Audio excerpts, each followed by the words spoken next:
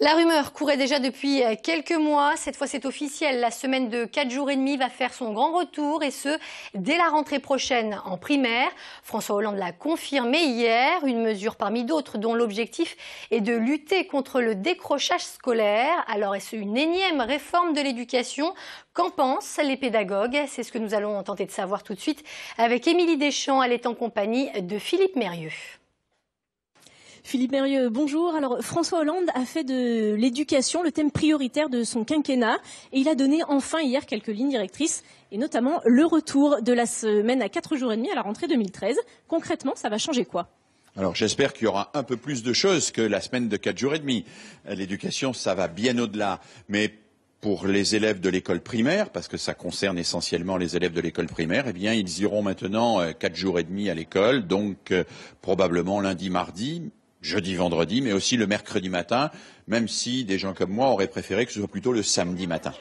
Alors justement, on sait que les élèves français sont parmi ceux qui travaillent le plus, qui ont le plus grand nombre d'heures de cours. Est-ce qu'une semaine à 4 jours et demi, ça va vraiment et réellement permettre d'alléger le temps scolaire des autres jours de la semaine? Vous savez, ce qui fatigue un enfant, c'est pas forcément le travail, c'est surtout l'ennui et encore plus l'échec.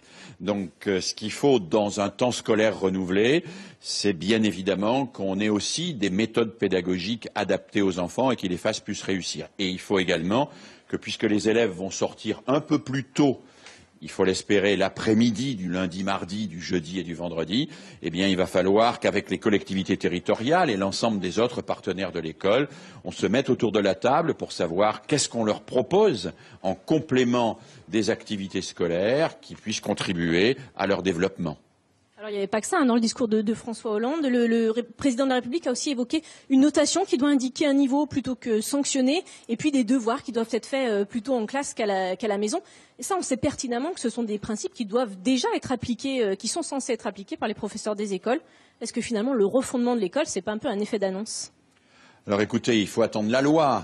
Il y aura une loi d'orientation et c'est à travers la loi qu'on verra s'il y a une véritable refondation de l'école. Le changement de l'évaluation, c'est pas anecdotique. Dire que l'évaluation, c'est un moyen pour progresser et c'est pas une sanction, c'est pas anecdotique et il faudra aller jusqu'au bout de cela. Et puis, bien sûr, les devoirs à la maison. Les devoirs à la maison, nous savons bien qu'ils ne sont pas autorisés aujourd'hui en primaire. Ils ont lieu quand même. L'objectif, ça n'est pas d'ajouter une interdiction à une interdiction. C'est de faire en sorte que tous les élèves apprennent à travailler en classe.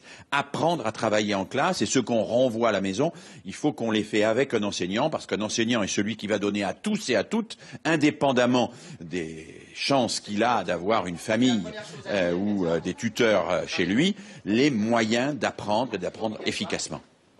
Philippe Mérieux, merci beaucoup. Demain, Vincent Peillon présentera les axes du projet de loi au Conseil supérieur de l'éducation des ministres, le projet de loi qui sera, lui, soumis au Conseil des ministres avant la fin de l'année.